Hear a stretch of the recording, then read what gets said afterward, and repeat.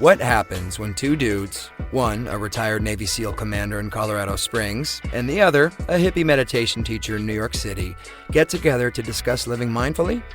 That's a great question, because we don't know what will happen either. Raw, uncut, and unapologetic. Welcome to Men Talking Mindfulness, with co-hosts John McCaskill and Will Schneider. Each week, we take an authentic dive into how mindfulness continually impacts our lives, deepens our relationships, and allows us to be emotionally alive. Now, on to the show.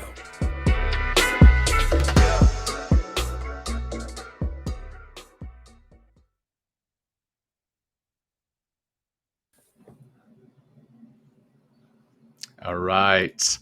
Self sabotage. It's when we say we want something and then go about making sure it doesn't happen. That's a quote by Alyce Cornyn-Selby. Welcome to Men Talking Mindfulness, where we do our best to demystify and make mindfulness meaningful to you. I'm John McCaskill here in Colorado Springs, and my awesome co-host there, Will Schneider, is joining me from New York City to help us understand self-sabotage, what it is, why it's so pervasive and so destructive, and how to decrease it in our lives. We're bringing one of our previous guests back, Dr. Robb Kelly, who will join us here in a second. But before we do that, I'll kick it over to Will for any announcements. Hey, welcome back, everybody, to Men Talking Mindfulness. And our podcast just isn't a place to learn about mindfulness. It's also a place to practice. Since December, John and I have added over a dozen various types of meditations to our podcast platforms and our YouTube channel. These meditations vary in length too. So if you need a quick fix, you can try something like the 7-minute reset, refresh, express meditation, or take a deeper dive into John's 20-minute peace and relaxation meditation, which I really love. And I did it for a couple of weeks, John. And it was like, I love the balloons floating off into the sky and away from me. It feels so good. And hey, if you're a company leader, or if you work for a particular company, want to bring mindfulness to your workforce and enhance your culture, hit us up. We have helped several companies already understand mindfulness and how to weave it into the workplace. And maybe yours is next. If you want to learn more, please send us an email to myself at will@mentalkingmindfulness.com or over to John at mentalkingmindfulness.com. And let's bring up our special guest, Dr. Robb. Oh, there he is. How you doing, Dr. Robb? How are you doing? Good to see you. Good to have you. Good. Great to have you back. So this little bio on Dr. Robb. Dr. Robb Kelly is a world-renowned addiction expert and CEO of Robb Kelly Recovery. He has appeared on multiple TV talk shows talking about addiction. He holds 2 PhDs, with his first first in philosophy from Oxford University, and the second one from the University of Southampton in behavioral science. This is Dr. Robb's second appearance on Men Talking Mindfulness. We are super stoked to have him back and feel he is one of the best teachers we can interview to help us understand what self-sabotage is, where it comes from, and how to get past it. If you'd like to learn more about Dr. Robb and learn more about, please check out our Men Talking Mindfulness interview with him on understanding addiction. We'll drop that in the pod link in the comments here. So welcome, Dr. Robb. Great to have you in the show. How you feeling? Living the dream instead of dreaming and living. I'm feeling great. I don't have bad days today. I have better days than others. Yes, just for those guys that listen and going, I didn't know you had a sociology degree. I have a psychology degree. Just a little switch there. So yeah, it's all about the mind. Sorry, psychology degree. Psychology degree. Yes, and behavioral sciences as well. So we're going to start with a little grounding practice. John, let's please calm us all down with a little bit of grounding, and let's do it. And we'll tie self-sabotage or countering self-sabotage into this. Mm-hmm. So go ahead, if it's comfortable and you're in a place that it's safe to do so, go ahead and close your eyes or lower your eyelids or just soften your gaze. And let's bring our attention to our breath, the physical sensations of breathing, noting where the air is entering and leaving our bodies. Don't feel that you need to force anything, just note it. Note how when you breathe in, your diaphragm drops down, your lungs expand, your chest and belly expand. And the reverse, as you breathe out, diaphragm pushes back up, shrinking your lungs, shrinking your chest and belly. Note how that feels.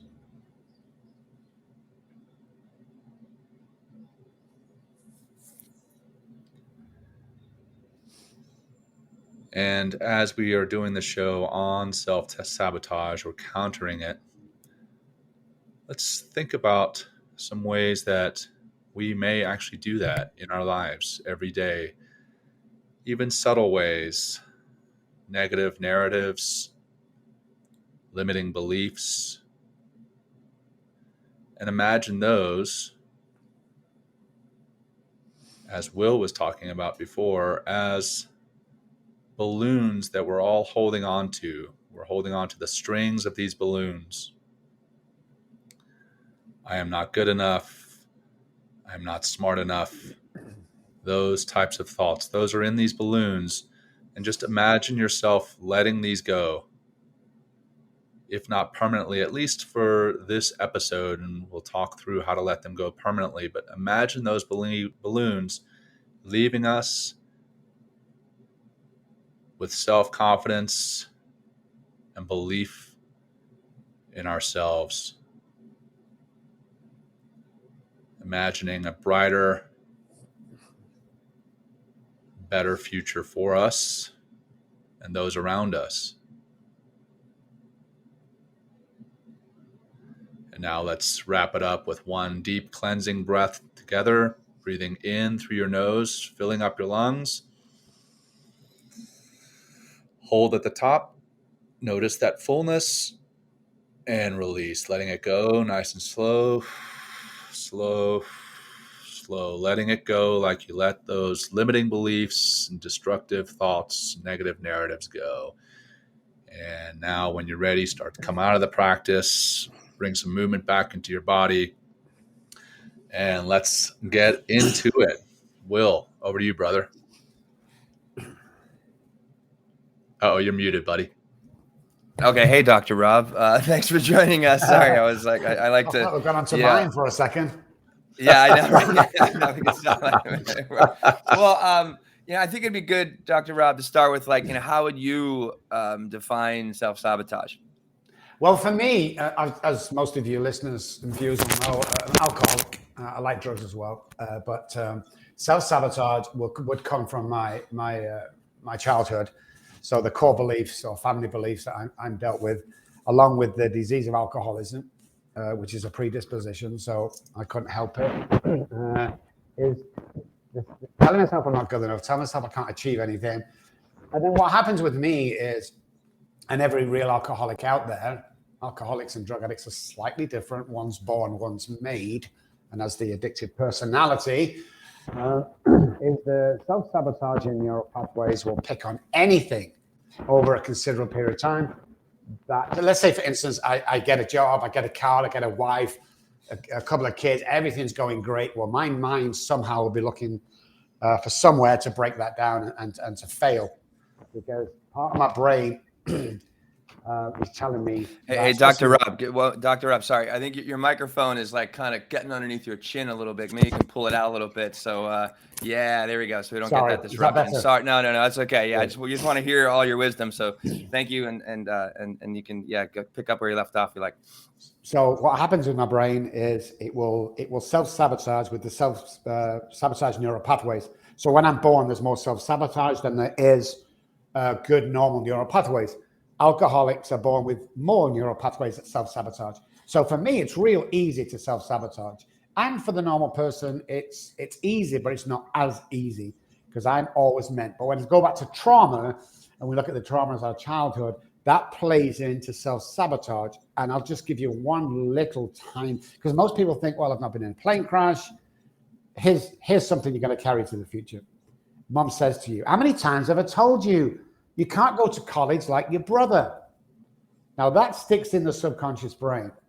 And what happens later on in life, 10, 20, 30, 40 years down, when you go for that job, that college, that car, that girl, is that voice will flip over to the prefrontal cortex, and the mindset will be, don't be so stupid, you can't do that. And it's very strong. And here's, a lot of people don't know this, but there are 2 or 3 voices that we hear in our head. The first of all, we hear when we do something wrong. We know we're doing something wrong. Our stomach, our voice changes slightly in the head. You go, uh-oh, this is not right, but I'll get away with it this time. And then you have the nice calming voice that goes, hey, great job, buy your wife some flowers, book a table for tonight, everything's good.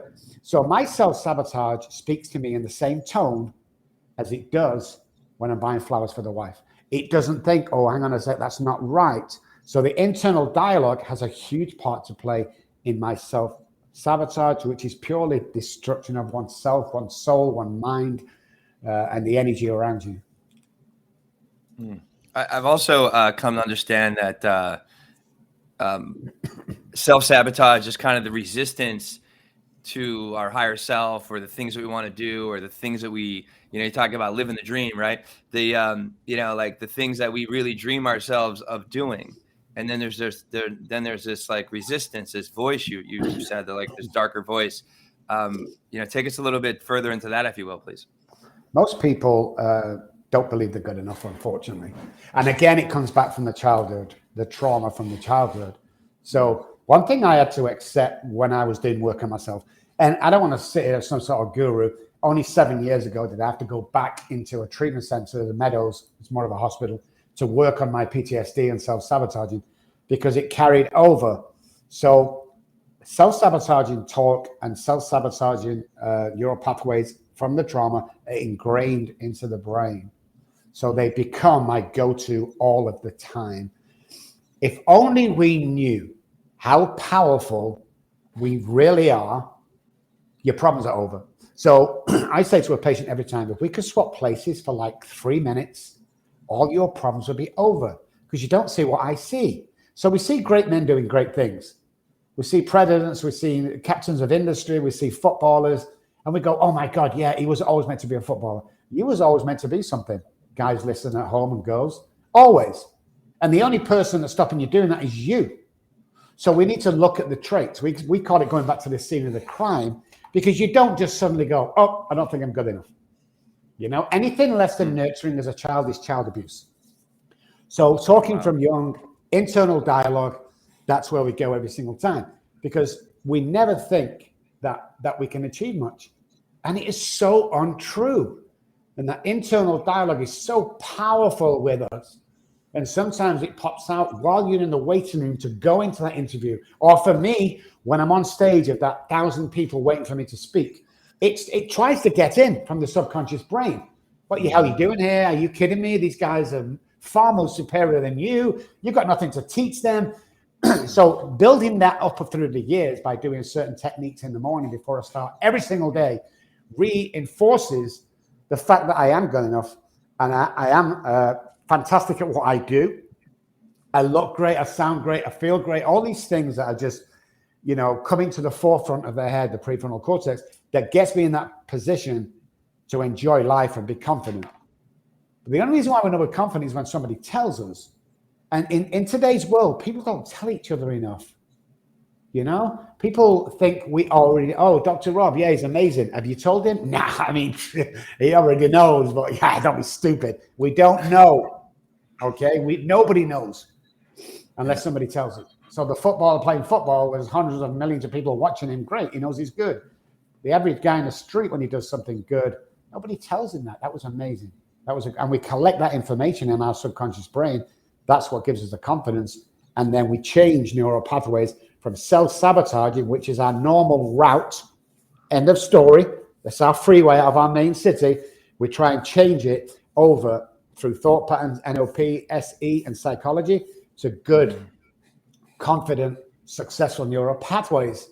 And we've studied this over many, many years.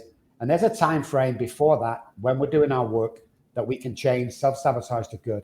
And that time frame is 7.3 seconds when we get to choose whether we're going to go on and knock it out of the park, or we're going to sit there, as our trauma tells us that we're not good enough. Everybody, now listen to this carefully, guys, listen at home. Everybody is born with $1 million mind. When you start hanging around 10-cent mines, that's when the self-sabotage comes in. Show me your friends, I'll show you your future. Has a huge part to play.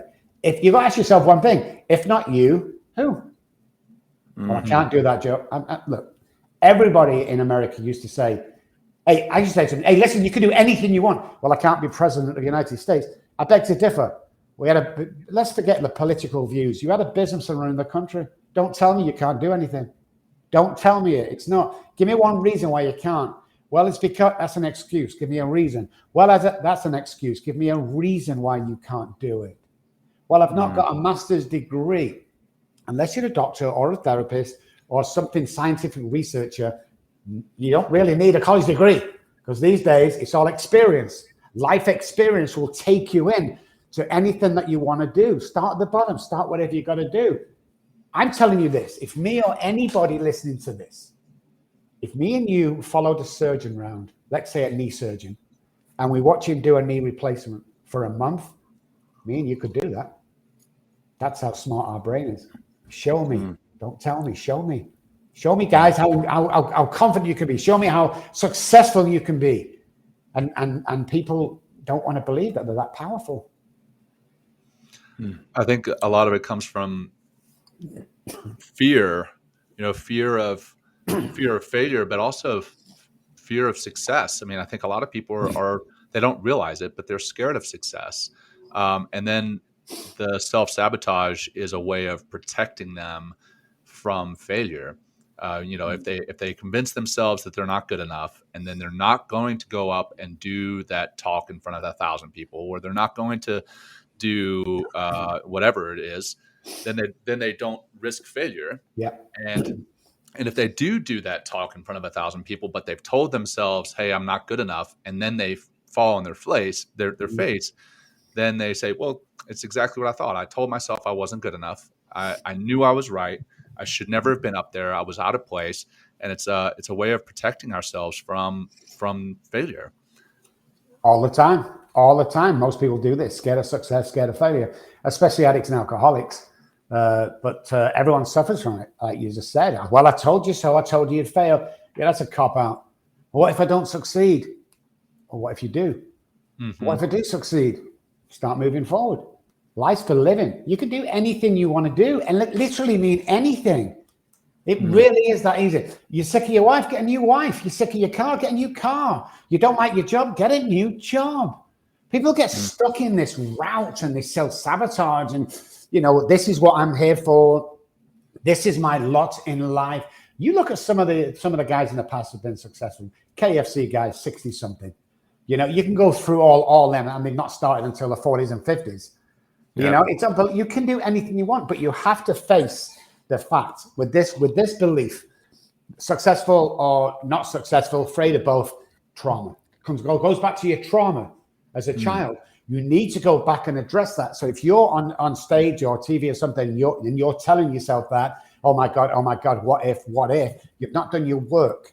You've not done the work on the trauma. You've not gone back to the scene of the crime where that happened and really talked about that.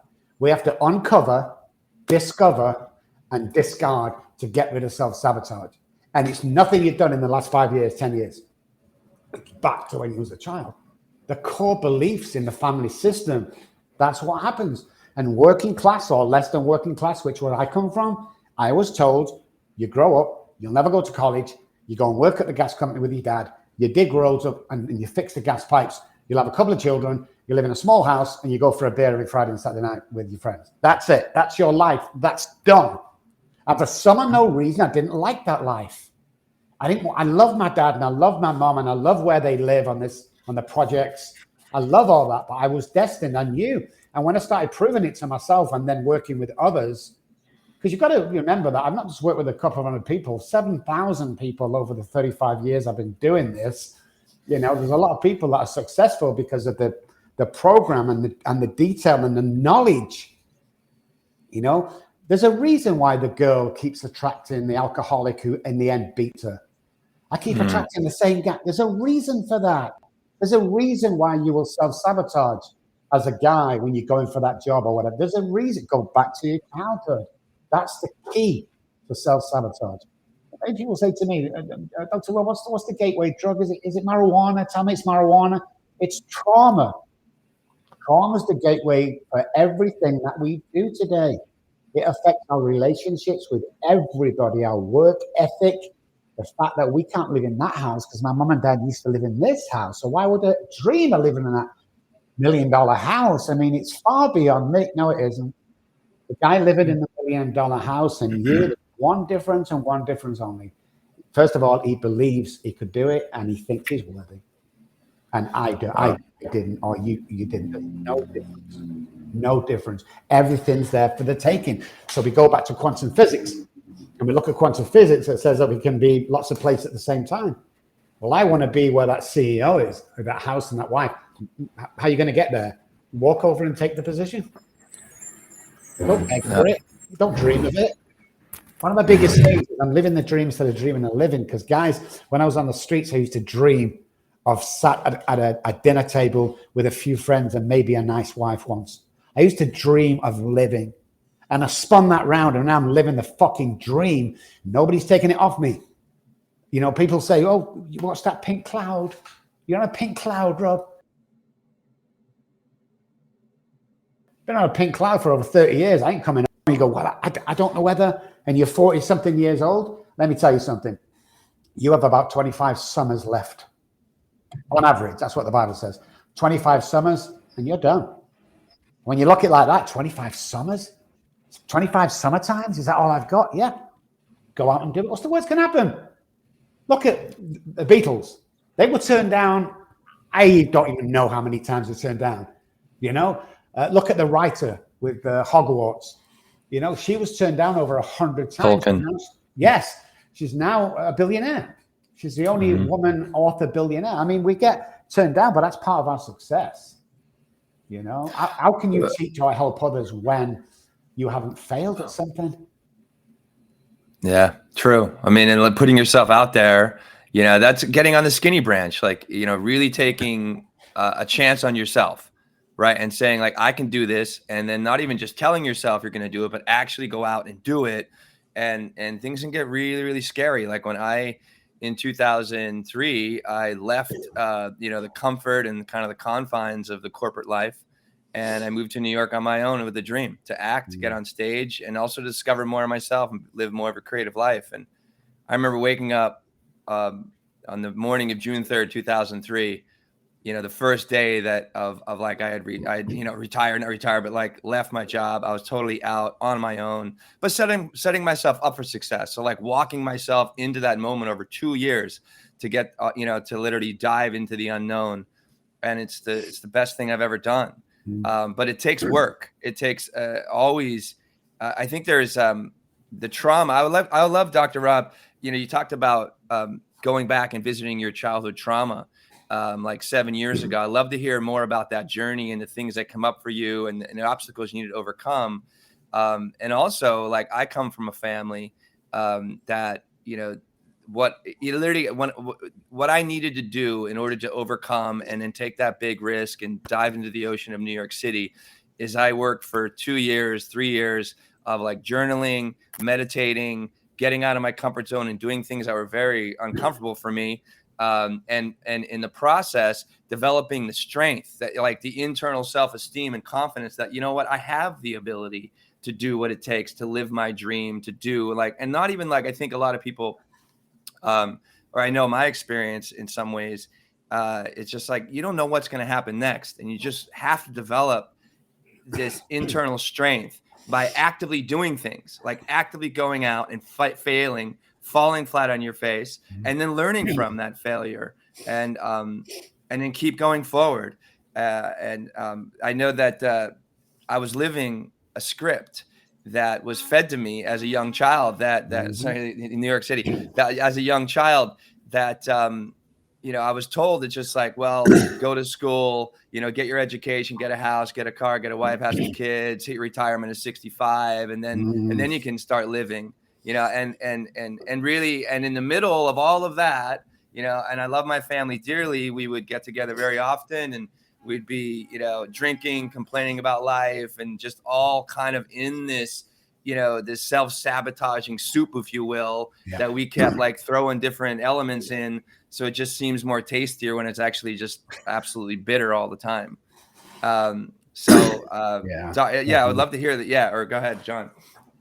I'll tell you something now, though. If you're at home thinking, well, how do I do that? How do I start that?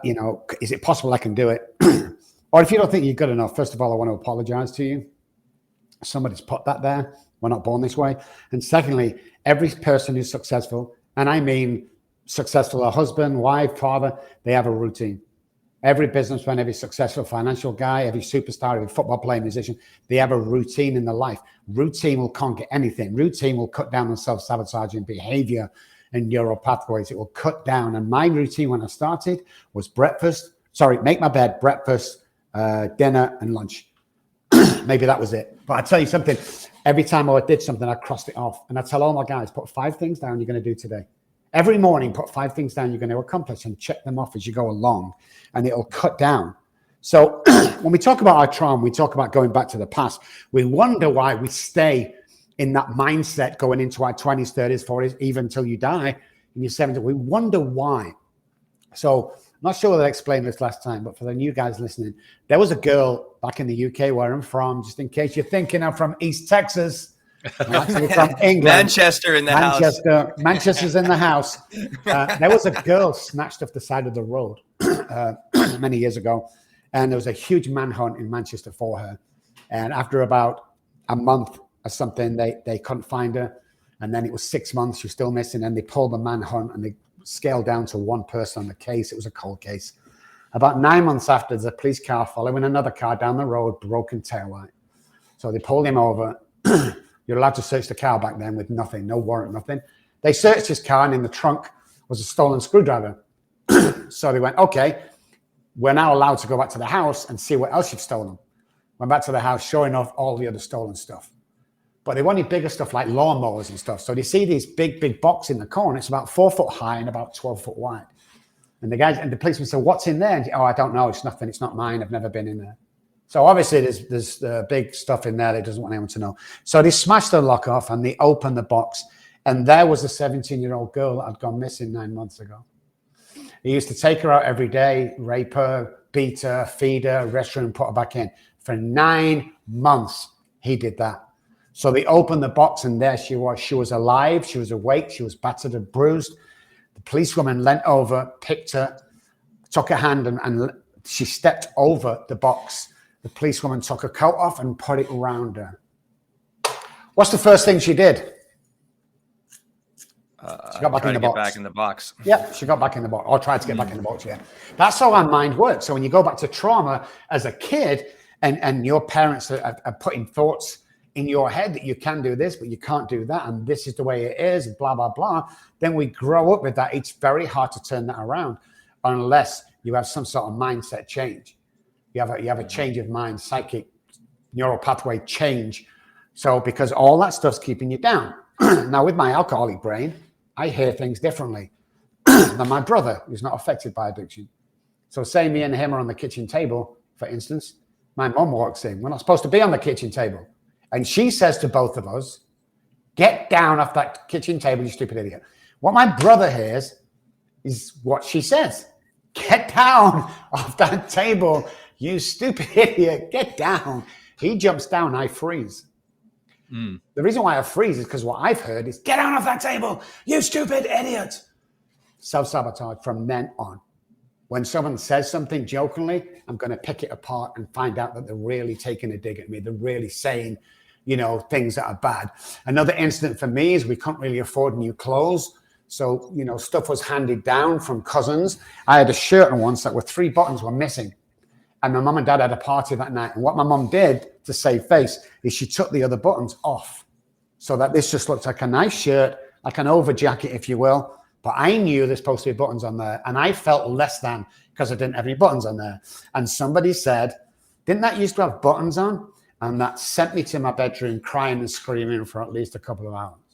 Wow. Now that affected me as I went into my adult life. What the hell's that you've got on? Wow, I'm straight back. I'm closed off. I'm embarrassed. I don't know what to do. Anything said that I picked up as a child will take me right back to that child, that defenseless child. So inner child work needs to be done. And, always being picked last on the football team. I'll have Jimmy, I'll have Pete, two captains at the front. Yeah. Oh, fuck it. Yeah, come on, Rob. That was horrible for me. Absolutely horrible. So what I used to do when we had conferences, not when I was doing what I do now, but when I used to attend conferences, is there'd be 1,000 people in that room, and I was always one stood on my own, just in case they saw my missing buttons. Does that make sense? Yeah, 100%. So when we go back to a patient I was working with, his father was a marathon runner and an 800 meters runner, and he actually ran for the country. So his little boy growing up, he must have been about 9 at the time. He always wanted him to race. So he's getting him to race at school. And there was an actual race at school on sports day. And there were 4 people. That's all there were. But the first 3 got a T-shirt. So he ran and he tried his best and he come fourth. And that affected the relationship, him and his dad. So when we went back to that trauma and pulled that apart, and this guy was in his 40s, 50s when I was working with him a few months ago, we found out for the last 40 years he's been trying to chase that T-shirt. Wow. Boom. And he broke down when he heard that. But it's so true, the childhood trauma and damage that we do. And I'm going to say it again. Anything less than nurturing as a child is child abuse. Years and years ago, we didn't know this. Like my parents would take me down to their friend's house. They were all big drinkers. And they dropped me off there so mom and dad could go out drinking. When mom and dad had left, there was a game called Everybody Gets Naked. And we'd all used to get naked in the house. The caregivers who was looking after me, a couple of other people all get naked. I thought that was normal until I grew up and I couldn't get naked in front of anybody. No girlfriends, no first wife, nothing. I couldn't let you see me naked. That affected one of those things I worked on 6 years ago. And I only used to take my top off recently. I would never take my top off. Never. Even when I was bodybuilding. I was going out for this competition and a photographer come and say, take your top off, Rob, come on, let's see. I was like, no, I'm too fat. I don't like it. That affected me, Oh, Rob, come on, we're having a pool party next week. Yeah, I don't want to go to that. I'm good. The reason I didn't want to go to it is 110 degrees and I'm sat there with one of these on because I don't want to take it off. Childhood trauma. And we have to look at that, dissect it, look at what it's about, see that it's not true, the untruth. And then we have to work on that specific trauma to bring you back. So we do work on the inner child. That's what I did and I teach today, to bring you back into normal day-to-day running today. And then you realize that your confidence needs to be built up. And once you start to attain things, and once you start to conquer things, the setbacks are nothing, because you will find in this life. And if you take nothing from this podcast, please take this. I'm 60 years old. I have a lot of experience. And I'm older than everybody else. Listen to this. But listen to this. If you go for that job and you don't get it, there is a reason you didn't get it. And people go, well, just that once. 60 years of experience I have. Believe me, 7,000 patients. There's not one person I know that didn't get that job, that car, that house, that girl, that something didn't happen better going on once you're living your life to the full. Which means complimenting people, doing favors for people, smiling every day, all these things that we do to bring to the world, because we never know who sees us and how they feed off us. When I say thank you, dopamine's released into my brain. I love dopamine. It's a free, good, feel-good drug. But all these things are education regarding trauma. And if you don't know, we don't know. Wow. I think that a lot of the time, Rob, when we talk about or hear about self-sabotage, it kind of automatically jumps to our mind that we're talking about alcoholism or drug abuse. And I know in every day, just about all of us have some level of self-sabotage that is more mild than that, without even recognizing it. Can we talk about that? Maybe like, hey, I set a goal to get up in the morning, like tomorrow morning. Today I'm setting a goal to get up tomorrow morning to hit the gym, but my alarm goes off tomorrow morning and I'm like, I'll do it later. Procrastination, that is in and of itself a form of self-sabotage, but many people don't recognize it as such. Can we talk about other forms of self-sabotage and how to overcome those? That's a perfect example you gave of the gym, or anyone else that we want to change our life. Is first of all, we get very complacent with ourselves, get back in the box, kind of that kind of thing. So when the alarm goes off, we make excuses. We have not got one reason why we shouldn't get up and go, but we make these excuses, just like my parents used to make excuses. And it's the commitment that we're fear of. You know, we don't really want to get a routine, go out and do this stuff every single day because of the mild form of failure. If I go to the gym, like, it's only going to last a week. Says who? Well, that's what happened before. Everybody listening to this can change right now, from today. Change your life around, you know. But that self-sabotage, again, goes back. Any kind of self-sabotage goes back to parents, goes back to caregivers as a child that you brought through. You need to get a routine, but you need to look at yourself and decide what you want in life. Nobody else.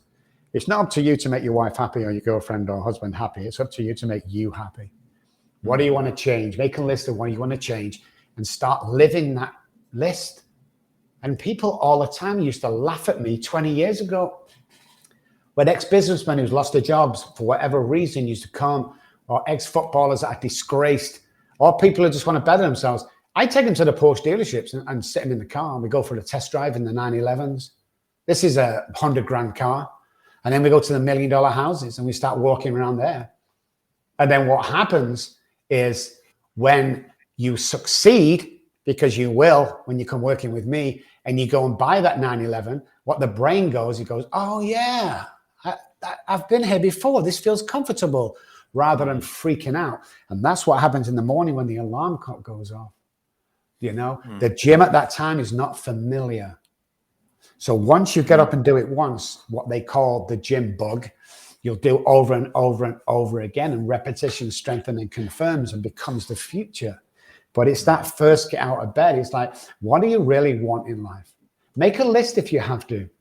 Because if you make a list for the future, I earned my own into my bank account for this last year, January till January, just over $1 million. So I have a check on my wall now for $2 million. That's how much I'll get paid this year. Everything is attainable, but we're just scared. We're scared of getting up when that alarm goes off. It's like everybody loves leaders. Everybody needs leaders. Start being the leader in your house. Start leading by example. Start putting them positive thoughts in. I say to myself every morning in the mirror, looking at myself, I love you. I've done it for 20 odd years. I love you 10 times. And I'm forcing that into my subconscious brain. Now, here's the smart part. I don't have to do anything after that. I'm storing my subconscious brain. But what happens when that alarm clock goes off is I go, wow, I love myself today. Let's get up and do this. I really want to succeed. And by getting up at 5 a.m. when that alarm goes off, into the bathroom, say I love you 10 times, and get to the gym, that then becomes the norm. Repetition, strengthens, and confirms. And that's how we kind of throw that mild self-sabotage out of the window and change. Remember, neuroplasticity, you can change neural pathways. Now, it will work on the reverse to that as well. If you hang around with 9 depressed people, you will become the 10th. If you hang around with 9 losers, you will become the 10th. You know, so it's all about show me your friends, show me your future. So what I would do when the alarm goes off is I would make sure I had a training partner waiting at the gym for 5:30. Then I've got no choice. And that makes me go. And once we start going and we start seeing the results, then you get into that healthy balance. I think part of the success we have with the show is John and I leaning into each other, and Lindsay, you know, like really trying to, like, we push each other. You know, this is brand new uncharted territory for us, and we're getting better and better every single week, every episode that we do.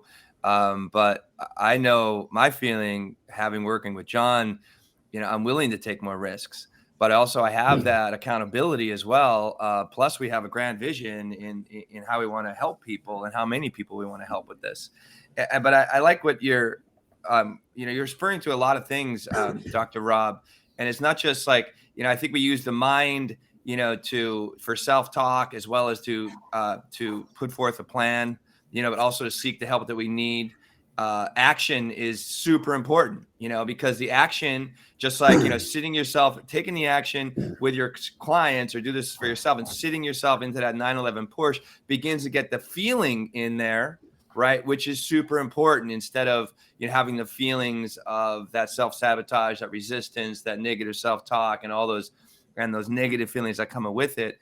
Like, using our mind, using our body to take actions, like intentional and very specific action. Here's a question for you. I'm listening. Is the mind and the brain the same thing? I'm going to refer that to you, Doctor of Psychology. You tell me. So here's I was going to extension of what we were just saying. Great, you mentioned the mind. So there's the brain, there's the mind. Okay, the mind sits inside the brain. It's energy. It's like electricity. It's power. Okay, that's why people go, well, I've made my mind up, but the body's not following. Because what happens is we can make our mind up. Once we do, it will tell the brain what to do. Okay, so the brain is more like a muscle, an organ, where neural pathways and central nervous system feeding off it. The mind is like a ball of energy. This brain you could take out, you could feel everything's going great. You can actually dissect it. With the mind, you cannot, because you can't see it, you can't feel it, you can't touch it. It's where the old saying comes, well, I've made my mind up to do this. So what happens is I've made my mind up to go to the gym tomorrow. When you tell you that self-off, the mind will release into the brain. Now the neural pathways and the neurons are sparking when the alarm goes off, going, fuck yeah, let's get up and do this. So we have to remember they are different. The mind will tell the brain what to do.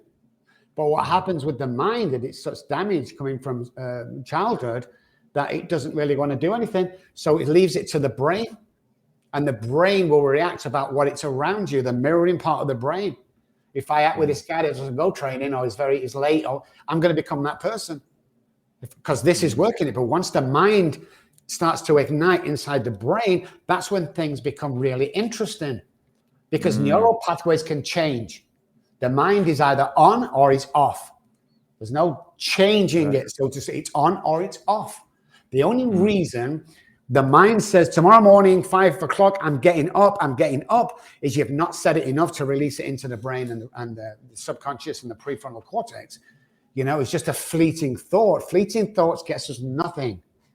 You have to get into that mind set to release to the neural pathways in the brain that you're going to do this tomorrow. From tomorrow, here's where I start. I'm going to get up and do. So the mind feeds the brain feeds the central nervous system. And before we know what day it is, we're off to the gym in our car. I found that really interesting, because a lot of people don't know that. I think it's the same thing. Right. It's not, once you get into the neural science, especially around trauma, self-sabotage, there's no reason at all. Now, you can come up with 1,000 excuses why not to go to the gym, but you can't come up with a reason once you've made your mind up. Because most people. So I met Arnold Schwarzenegger in the late 70s, early 80s. He was doing a tour of England. I was a bodybuilder, the National Amateur Bodybuilders Association. I was a member, and we get to pick him up from the airport, take him to a hotel and stay with him, showing around, getting to the gigs on time. And I remember talking to him. This is the mind feeding into the brain. And I said to him, give me 3 things you want to do. And he said, now bearing in mind I can't speak English properly. Bearing in mind is he can't act. Bumping iron wasn't really a thing. He doesn't really know anybody. He says, I want to become the highest paid movie actor in the world. When we stopped laughing, he told us the second one, which was to become a governor of a state, preferably California. True story. And thirdly, which I thought was just, I wanted to tell him to go home, because that's just impossible. He's going to marry into the Kennedy family. Oh, shit. Check and check. I've actually got a photograph back in Dallas where me and him and another girl, unfortunately, a girlfriend, I can't show it, the wife, I stood together in the hotel room. And they're the 3 things he told me. But he only achieved that because he's made his mind up that that's what he was going to do. So Arnold Schwarzenegger is a perfect example of making one's mind up to do something. Then the brain reacts to that. If you don't have your mind set, and these all these sayings come from, you don't have the mind set, the brain will not react. And it's the brain that makes things happen. There's the thought pattern, the mindset. I made my mind up. And then this brain, with all its functions, will make that shit happen. And you've only got to be successful a couple of times and you have a bug, man. You know? And everybody affects everybody when they leave the door, when they go outside. I know what it's like, you know, to do things with somebody else. It's like, should we do this? I don't know.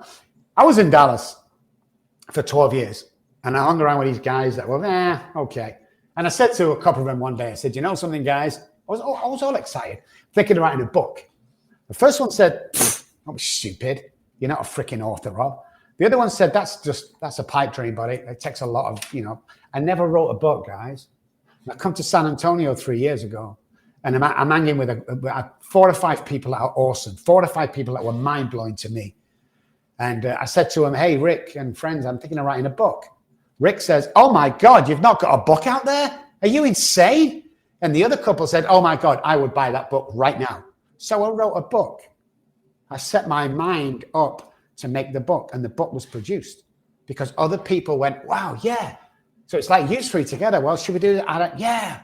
Well, is it going as well? Of course it is. Okay, then I'll do it because each minds are contacting each other energy and going, yes, we can do this. And then when you get that last time we spoke, you affected my lives. All 3 of you affected my life going forward. Some of the things were said in there that you guys said were very powerful. You know, then you have a powerful woman behind you that are running you 2 guys on the show. It was such a combination that had an effect on me going forward. You know, it's mind blowing what we do for each other, but we never know because we don't get told. And I make it I can't tell anybody they're amazing if they're not, because I could kill them doing that. But when something happens, I make a point of telling them, this is the effect you have just had on my life. And then that gives you another mindset about what we're doing, because sometimes it gets very lonely what we do, guys. Yeah, in some ways, for sure. I keep a lot of what we've been talking about. We got maybe about 7 or 8 minutes is like the circles of influences in our life. And you just kind of referred to the people, like you show me your friends, I show you your future. And that's something like I repeat to myself from our first episode often. I've shared that with other, people in my life, family, colleagues and stuff. But also, what about the self-sabotaging effects of your environment, of your home? Like if you have a home that is disorganized and, just kind of trashed everywhere and you're stepping over things or clearing off desks in order to eat, or, I feel like your environment, whether it's your circle of friends, whether it's your home, whether it's if you're complaining about your life out there in the world, whether it's at work or with other people, really continually brings up more of that trauma, right? And also more of those voices. Because I think is that a good place to start, just by changing your circle of influences or even the house, if you're living in an apartment or you're living at home with mom and dad, I always say, if you're going to succeed, show me your bedroom. Or if you're going to succeed, let me come back to the house with you, because you can walk in my house 24/7. And we have 3 English bulldogs, 2 cats, and there's me and Janet, and you can eat off the floor. Everything's in its place. Clean house, clean life, clean mind. You'll find out that it comes from parents as well. One of my nieces, terrible. She comes in, she stays in the bedroom, there's suitcases, there's everything over. And the first thing that her sister said, she's just like a mom. There you go. You want to start achieving things, guys? Get up in the morning, make your bed. Even if you're married, make your bed. Number 1, we're off to a start. And the mind likes that. The mind likes successes. Okay? It loves successes. Little tiny successes lead to huge successes. But you ask most people whether it all start for you.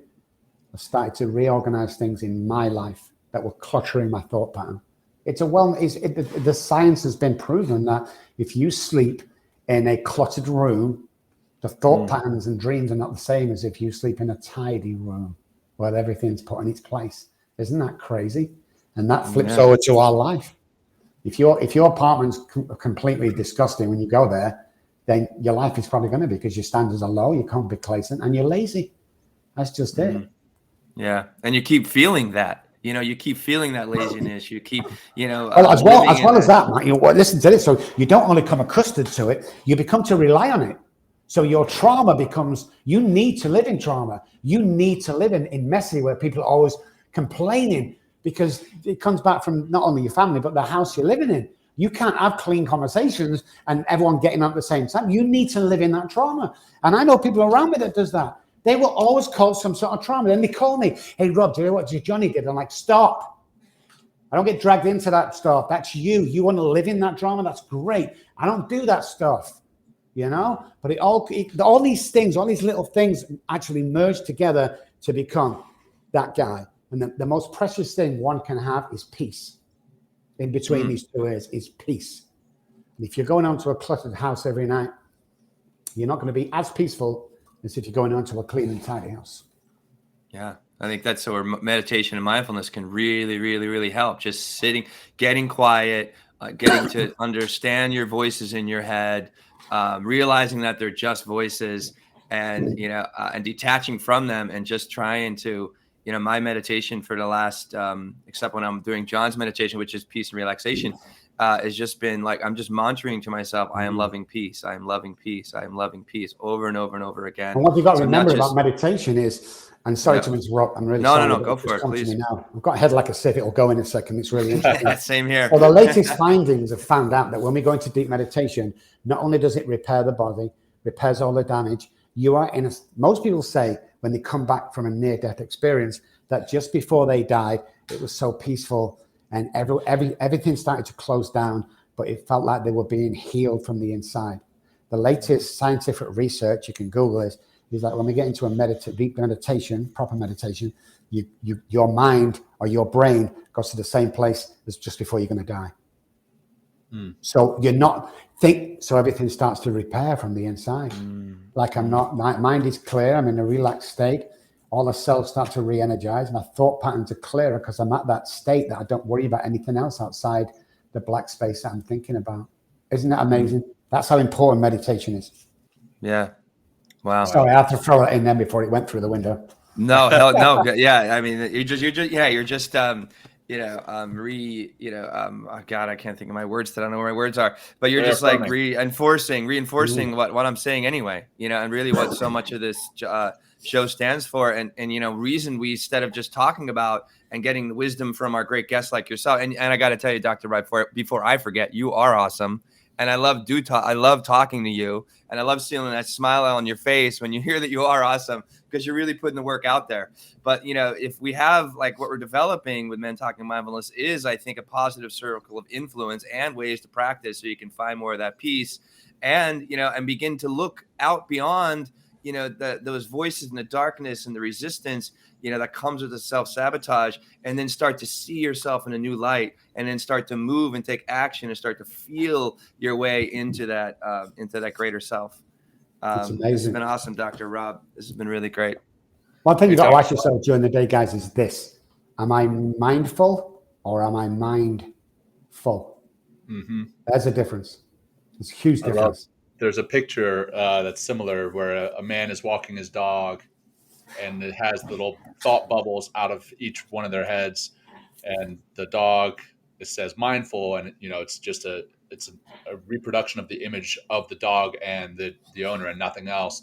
And then the man, it says mindful, and there's his to-do list and everything else. That's how many of us live every day, is mindful instead of mindful. But Dr. Robb, this has been awesome, as was our last episode. Thank you so much for coming on. If our listeners or watchers wanted to get a hold of you, I know you gave out your phone number last time. What's the best way for them to get a hold of you? Got some great calls, by the way. Just punch into any Google or any search engine, Dr. Robb Kelly, ROBBKELLY.com. It's a website. My number's on there. In fact, you can click a button on there and I'll come straight through to me personally on my cell phone, if we can help in any way. Yeah. And if you sat at home going, well, I'd like to do that, but I don't to earn, and like I'm pretty short on money, listen, call me. I'll give you a 10-minute pep talk. So I've added to this, guys. I'll give you a 10-minute pep talk that will change your life, period. And if it doesn't, I'm going to send you $500. Wow. There you go. It's crazy, yeah. It's like, you better make that $2 million, Dr. Robb. You better make that $2 million. Jesus, well, that's amazing. Oh, beautiful. Thanks so much, guys. Thank you for having me on. I'm so blessed. Will, in awe. I don't know if we have enough time to do the wrapping up practice, my brother. Let's say, let's just take, we're just going to do a couple breaths, guys. That's all we're going to do, right? To get us into more of that peace, to experience more of that peace. So eyes closed, eyes open, try to just stop what you're doing. Let's exhale a breath out the back of the throat, releasing some of that stress energy, right, in our face and in our jaw and our shoulders, right? Let's take a big, big, giant breath in. Exhale, nice out. So let's do a couple more bigger breaths. So really fill big balloon in your torso. Keep going. Exhale, nice cooling sigh out. Feel yourself releasing that energy of stress. And we'll do one more big giant breath in. Very nice. Good. Exhale, let it go. And just a few breaths can really help eradicate those voices of self-sabotage, get you into the here and now, and begin to maybe create a circle of influence that can really help you living your dreams. Thank you, Dr. Robb, once again. Thank you, John. This is Men Talking Mindfulness. We love doing this work. And please, if you can, take a screenshot if you're listening on your phone and share it on your social and tell people that you become more mindful and a better person because of Men Talking Mindfulness. We really appreciate it. Dr. Robb, love you so much. You are an awesome person. We love having your influence on our show. And anything else, John, before we close? No, that's it. Or Dr. Robb? Dr. Robb. Thanks, guys. Thanks so much. A pleasure. Take care. Pleasure. Peace. Thank you. Thanks. Thanks for joining Will and John on Men Talking Mindfulness. If you enjoyed the show, please like and share it with your friends and family, and please, we would appreciate a review too. Until next time, this has been Men Talking Mindfulness. Thanks for showing up.